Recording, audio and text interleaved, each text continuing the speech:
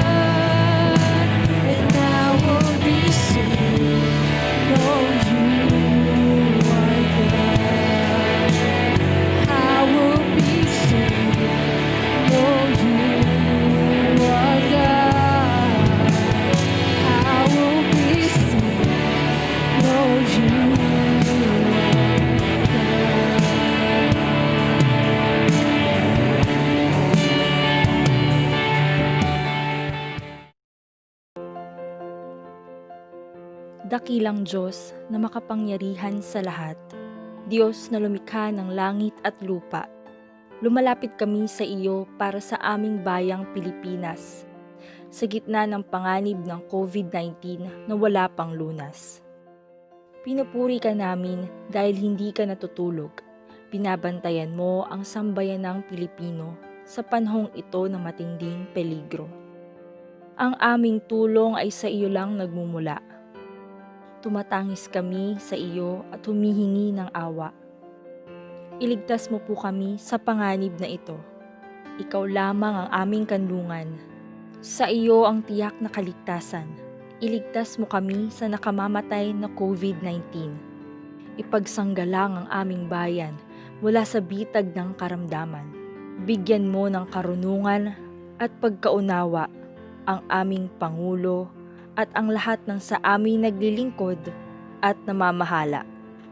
Gabayan mo sila sa pagbuo ng mga patnubay, strategiya at pagkilos. Sa pagpupuniging ang COVID-19 ay mapuksang lubos. Pangunahan mo ang mga pulis at mga sundalo nang ang kapayapaan at kaayusan sa lipunan ay manalo. Bigyan mo ng kalakasan at kakayahan ang mga manggagamot at mga naglilingkod sa pagkalinga sa mga may sakit at natatakot, at sa pagpapanatili sa karamihan na malakas at ligtas sa salot. Gabayan mo at pangunahan ang mga siyentipiko upang mabilis nilang mahanap ang lunas sa peligrong ito.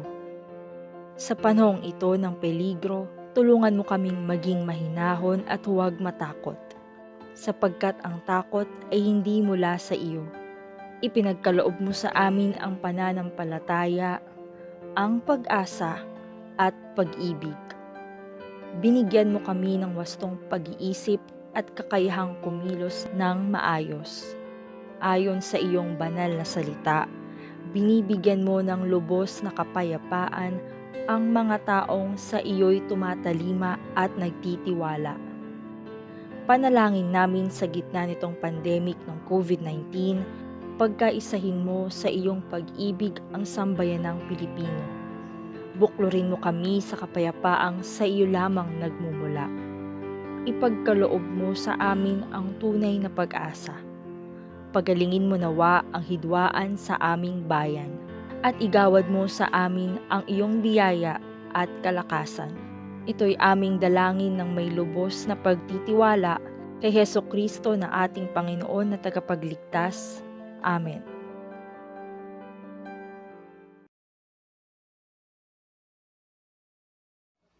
Sa mapagpalang araw po, nais ko pong samahan niyo po ako sa pagbasa po ng salita ng ating Panginoon na matatagpuan sa 2 Korinto 4, 7 hanggang 12 at 16 hanggang 8. 2 Korinto 4, 7 hanggang 12, 16 hanggang 18. Ito po ang sinasabi ng salita ng ating Panginoon. Hindi kami pinagkalooban ng kayamanang espiritual na ito tulad ng mga palayok na gawa sa putik upang ipakilala ang dakilang kapangyarihan ng ating Diyos. Hindi ito sa amin. Kabi-kabilaan kaming pinahihirapan, ngunit hindi kami nalulupig. Kung minsan ay nababagabag, ngunit hindi kami nawawala ng pag-asa. Inuusig kami, ngunit hindi pinababayaan. Natutumba, ngunit hindi lubusang nailulugmok. Lagi naming taglay sa aming katawan ang kamatayan ni Jesus, upang sa pamamagitan ng aming katawan ay mahayag ang kanyang buhay. Habang kami nabubuhay, lagi kaming nabibingit sa kamatayan, alang-alang kay Jesus, upang sa aming katawang may kamatayan ay maihayag ang kanyang buhay. Kaya't habang nagwawagi sa amin ang kamatayan, nagwawagi naman sa inyo ang buhay. Kaya't hindi kami nasisiraan ng loob, kahit na humina pa ang aming katawang lupa. Patuloy namang pinalalakas ang aming espiritu araw-araw. Ang bahagyang panandaliang kapighatiang dinaranas namin ngayon ay magbubunga ng kagalakang walang hanggan at walang katulad. Kaya't sa paningin namin ay nakatuon sa mga bagay na di nakikita at hindi sa mga bagay na nakikita, sapagkat panandalian lamang ang mga bagay na nakikita at walang hanggan ang mga bagay na hindi nakikita. Pinagpala po ng Panginoon ang pagkabasa ng kanyang mga salita. Tayo saglit na manalangin. Aming Ama, aming Diyos ng makapangyarihan, marami pong salamat sa araw na ito na muli meron kaming pagkakataon, Panginoon, na mag-aral ng inyong mga salita. Mapagpala nito at patuloy na mapalakas, Panginoon. Salamat po sa mga kapatid ko na kasama ko ngayon sa pananambahang ito. Handa na kaming makinig, Panginoon. Kausapin mo kami. Pagpalain mo kami. Dalangin namin, Panginoon, na malayang makakilos ang balas na Espiritu sa aming kalagitnaan. Ito po ang dalangin namin sa makapangyarihang pangalan ng aming Panginoong Jesus. Amen. Amen. Kumusta na po kayo? Purihin ang Panginoon. Tayo po ngayon ay nasa MGCQ na sa pandemyang ito ng COVID-19. Pero alam niyo po, isang bagay, ang maraming mga tao ang hindi pa rin nauunawaan. Kaya't sa panahon na ito at sa mga panahon ng problema at pagsubok, ay madali po silang sumuko. Alam niyo po yung katotohanan that life is an endless battle. Ang buhay ay labanang walang katapusan. Habang tayo nabubuhay, ay patuloy po tayong makikipaglaban. At totoo din po ito na sinabi ng salita ng ating Panginoon. At totoo, meron po tayong mga kalaban sa mundong ito. At nung tayo'y nagsuko ng buhay natin sa ating Panginoon, lalo't higit na dagdagan ang ating mga kalaban. Sino nga po ba ang mga kalaban natin sa buhay na ito? Of course, ang unang kalaban po natin nang tayo'y sumunod sa ating Panginoon ay si Satan. Si Satan. At ang layunin ni Satan, wala siyang ibang hangarin kung hindi po tayo ay ilayo sa ating Diyos upang makasama niya na maparusahan ng habang panahon. Satan. Pangalawang kalaban po natin sa mundong ito, hindi lang si Satanas, kundi kalaban din po natin sa mundong ito ay ang sistema ng mundo. Ulitin ko po, ang mundo ay hindi masama. Ang naging masama, bunga ng kasalanan natin ay ang sistema ng mundo. Kaya po hindi natin kailangan baguhin ang mundo. Ang kailangan lang mabago sa tulong at sa kapangyarihan ng ating Panginoong Hesus ay ang sistema ng mundong ito. At dahil tayo na sa ating Panginoon, tayo'y lumalakad, pasalungat sa takbo ng sistema ng mundong ito. Kaya po, nahihirapan tayo, kaya po dumadaan tayo sa mga pagsubok dahil sa lungat ang ating direksyon sa mundong ito. At pangatlo, ang kalaban po natin at isa sa mabigat po nating kalaban sa mundong ito ay walang iba kung hindi ang ating sarili. Our own desire, ang ating kagustuhan. At madalas, hindi po si Satan ang nagiging sanhi ng ating problema. Hindi po ang sistema ng mundong ito kung hindi po ang ating sariling kagustuhan.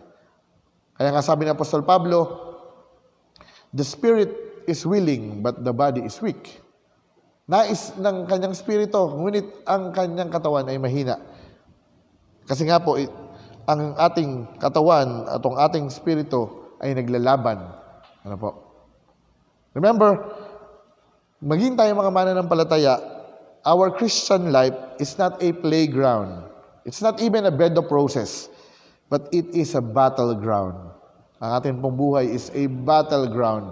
Sa umaga pong ito, gusto kong ipahayag po sa inyo ang tungkol sa salita ng ating Panginoon kung paano po ba natin mapagtatagumpayan ang labanang ito o laban ng ating buhay sa mundong ito.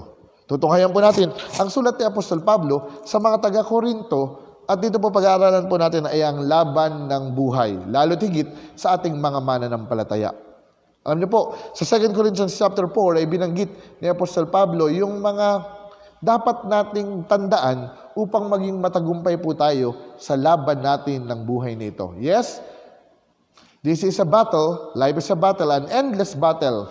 Christian life is not a playground, it is a battleground, but napakabuti ng Panginoon. Dahil sa kabila ng mga labanang ito, makatitiyak po tayo ng tagumpay dahil sa mga salita ng Panginoon at sa tulong ng ating Panginoon. Ngayon, tingnan po natin, ano po bang sikreto ni Apostol Pablo kung paano niya napagtagumpayan ang labanan ng buhay o ang laban sa buhay na kanya pong naranasan. May tatlong sikreto po na nais ipahayag sa atin ang salita ng Panginoon na kailangan po nating matandaan, kailangan nating maunawaan at maipamuhay upang mapagtagumpayan po natin ang laban ng buhay na ito. Una, gusto ko pong tandaan natin ang katotohanan ito, na sa laban ng buhay na ito, hindi tayo nag-iisa. Hindi ka nag-iisa. Ang totoo, kasama natin ang ating Panginoon. Malinaw na sa mga panahon na tayo po'y dumadaan sa labanan at problema ng buhay na ito, ang madalas po pakiramdam po natin ay we are alone. Walang mga taong gustong tumulong sa atin, wala kahit sino tayo maaasahan. Nag-iisa lang tayo. The feeling of loneliness, of helplessness.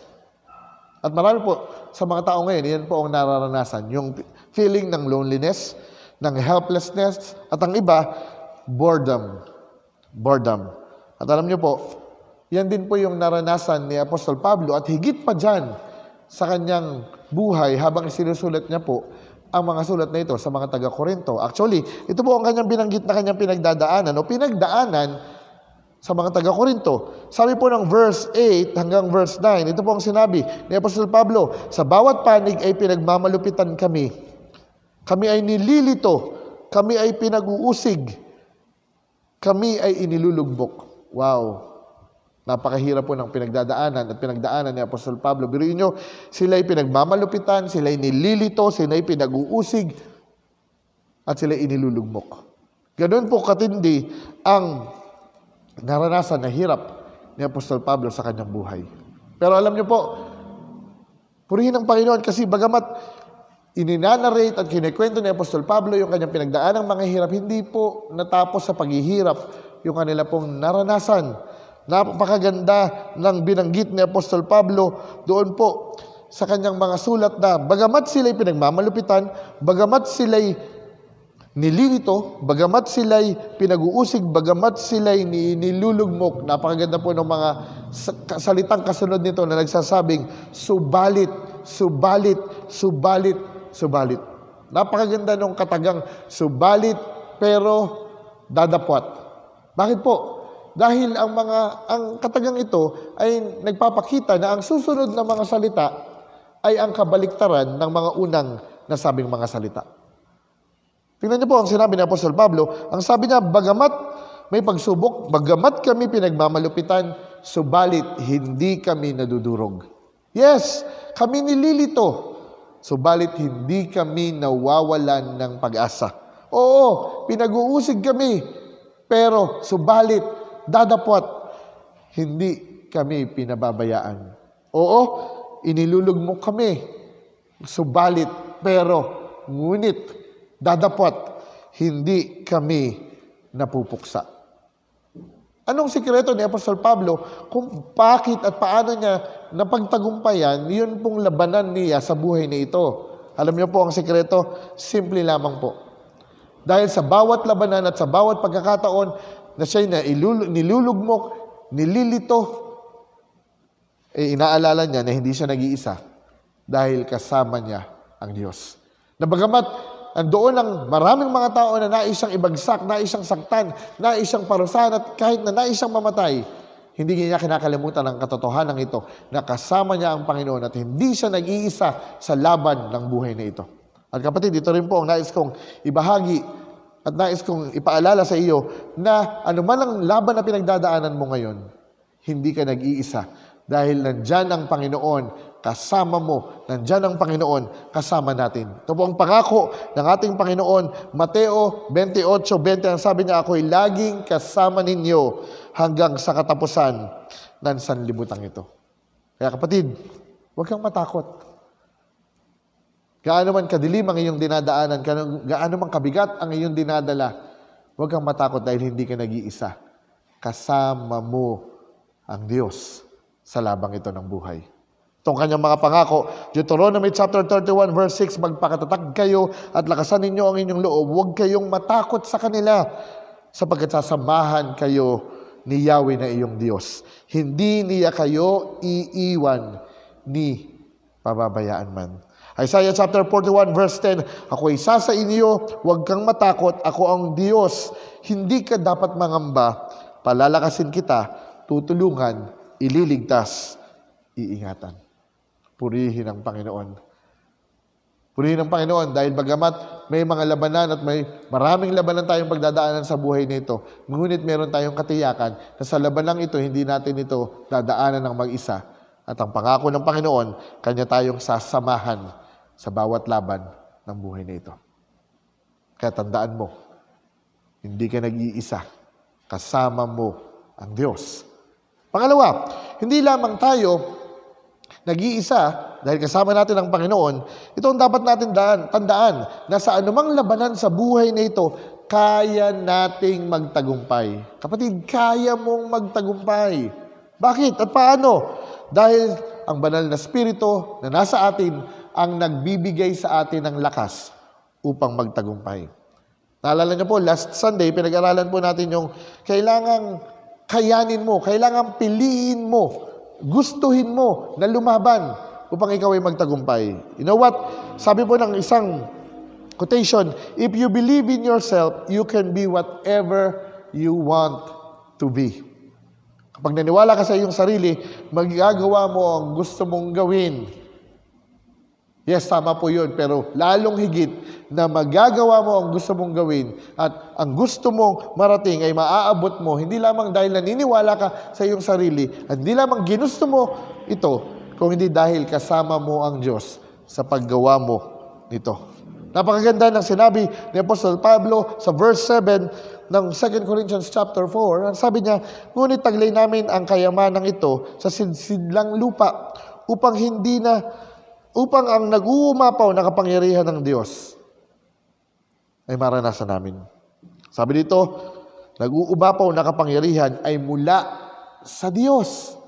Meaning, sa panahon na tayo nakikipaglaban, nandyan ang banal na Espiritu upang tayo bigyan ng lakas, upang mapagtagumpay natin anumang bagay na ating kakaharapin. Kaya sabi niya sa verse 16, kaya't kami hindi pinanghihinaan ng loob, bagamat ang aming panlabas na pagkatao ay nabubulok, ang aming panloob na pagkatao naman ay binabago, at pinapalakas bawat araw. Nino? Ng banal na Espiritu. It is the power of the Holy Spirit. Why? Because the Holy Spirit is God's muscle inside us. Kaya sa panahon ng pakikipaglaban sa buhay na ito, nandyan ang banal na Espiritu upang tayo ay palakasin, upang tayo pagtagumpayin. Kaya kaya nating magtagumpay dahil sa banal na Espiritu na nagbibigay sa atin ng lakas. Anong sabi ni Apostol Pablo, 1 Corinthians chapter 3, verse 16, hindi nyo ba alam na kayo ang templo ng Diyos at naninirahan sa inyo ang banal na Espiritu? Yes, it is the Holy Spirit who gives us victory. Pero ang warning ng salita ng Panginoon, be sure, siguraduhin mo lang, tiyakin mo lang na lagi kang kontrolado at puspos ng banal na Espiritu. Dahil ang katotohanan at ang nakakalungkot na katotohanan ay hindi sa lahat ng pagkakataon tayong mananampalataya ay kontrolado at puspos ng banal na Espiritu. Kaya ang sabi ng salita ng Panginoon, huwag nating pighatiin. Huwag nating dulutan ng pighati ang banal na Espiritu. Dahil sa sandaling mangyari ito, hindi siya makakakilos sa buhay po natin. Kailan pa nangyayari at paano ba nangyayari na pipighati ang banal na Espiritu? Sa mga panahong hindi mo hinahayaan na siya'y makakilos sa iyo. Sa mga panahong ang sarili mo ang hinahayaan mong masunod at hindi ang kalooban ng Diyos. Kapatid, sinong kumokontrol sa iyo? At kaninong espiritu ang pumupuspos sa iyo sa mga sandaling ito? Kung nais mo ang pagtatagumpay, piliin mong mapuspos ng banal na Espiritu. Ito ang katotohanan, ang tanging maitatapon mo lamang sa isang lalagyan ay kung ano ang nasa loob nito. Ayon kay Bishop Taylor Smith. At totoo ito, kung ano lamang ang nasa loob ng isang lalagyan, yun lamang ang kaya mong ilabas at itapon. Kaya nga po, sino ang nasa loob ng ating lalagyan? Sino ang kumukontrol sa ating buhay? Kaninong espiritu ang pumupuspos sa atin? Naway panatiliin po natin at hangarin nating sa bawat saglit ay mapuspos tayo ng banal na espiritu upang patuloy na mabigyan tayo ng lakas upang pagtagumpayan natin ang laban ng buhay na ito. Pangatlo at huli, hindi lamang po tayo nag-iisa dahil kasama natin ang Diyos at kaya nating magtagumpay dahil sa lakas na ibinibigay ng banal na espiritu, tandaan po natin ang ating pag-asa. ang tunay nating pag-asa sa buhay na ito. Hindi ito sa anong mga bagay na meron tayo, hindi ito sa anumang narating natin sa buhay na ito. Ang tunay na pag-asa natin sa buhay na ito ay nasa ating Diyos na buhay na ating pinaglilingkuran, nating sinasamba. Yes, our hope is in our living God. Sa ating Diyos na buhay, nasa Kanya ang ating pag-asa. Tingnan niyo po, ang sabi ni Apostol Pablo sa verse 17, ito ang katotohanan na nagbibigay sa Kanya ng pag-asa. Sapagkat inihanda na tayo nitong magagaan at panandaliang kapighatian para sa walang hanggan at di masusukat na kaluwalhatian. Wow! Praise the Lord. Bakit napagtagumpayan ni Apostol Pablo yung labanan na kanyang pinagdaanan dahil sa kanyang kaisipan na nakatutok sa pangako ng salita ng ating Panginoon. Na nagsabing, ano man ang pinagdadaanan po natin, ito man ay mabigat, ito may magaan. Sabi niya dito, ito'y panandalian lamang. Meaning, this pandemic, this crisis, this hard times, they all will pass. Sila'y panandalian lamang at sila ay lilipas. Ang lahat ng ito ay lilipas. Sabi nga po, nang binigyan ng acronym yung salitang HOPE, H-O-P-E. Hope, what does it mean? Sabi po ng H-O-P-E ay ito, hold on, pain ends. Hold on. Why? Because this pain will end.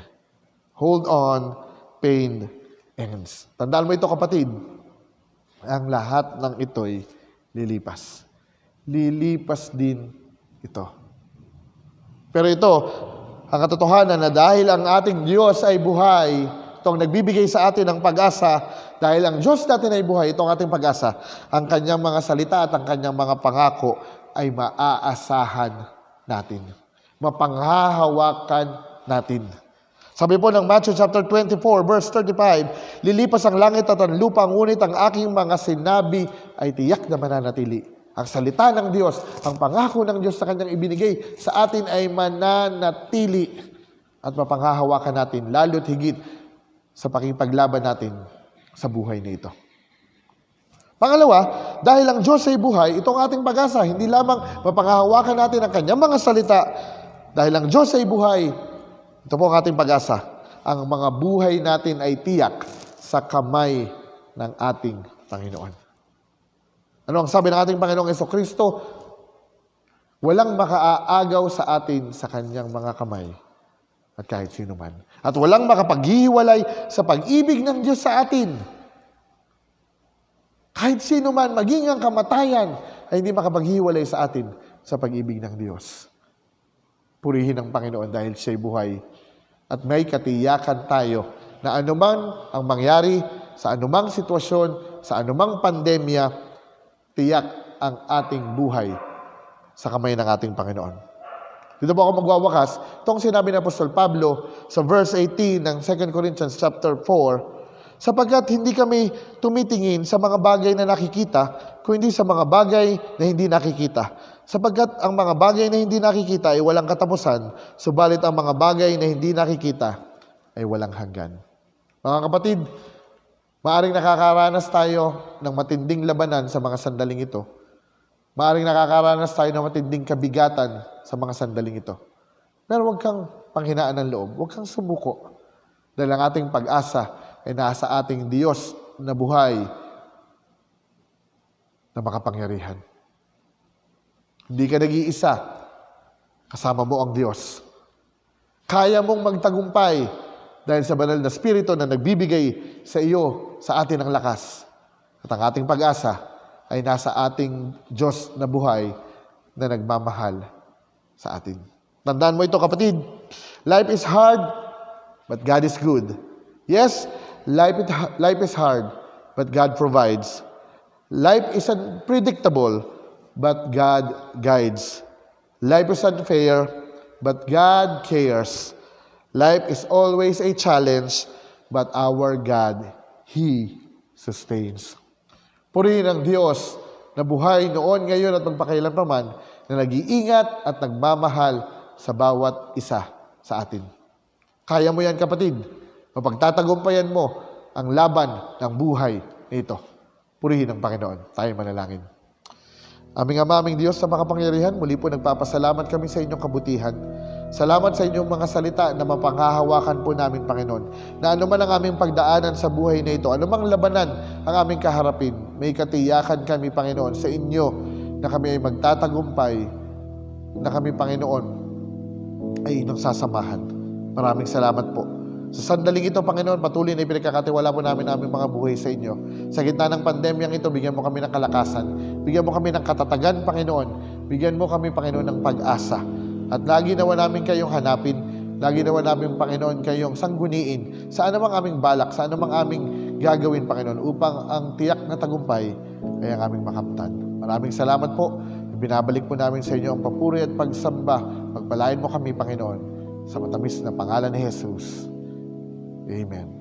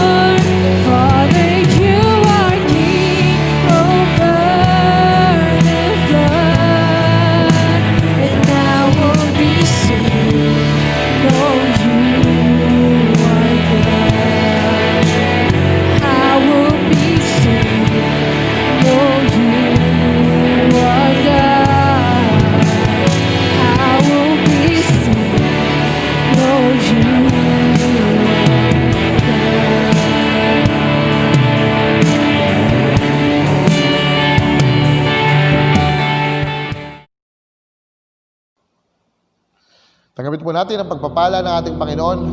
Sumainyo nawa ang pagpapala at ang biyaya ng ating Diyos. Sumakanya nawa ang kapurihan, kaluwalhatian at kapangyarihan, noon, ngayon at magpakailanpaman, sa pangalan ng Ama, ng Anak at ng Banal na Espiritu. Amen.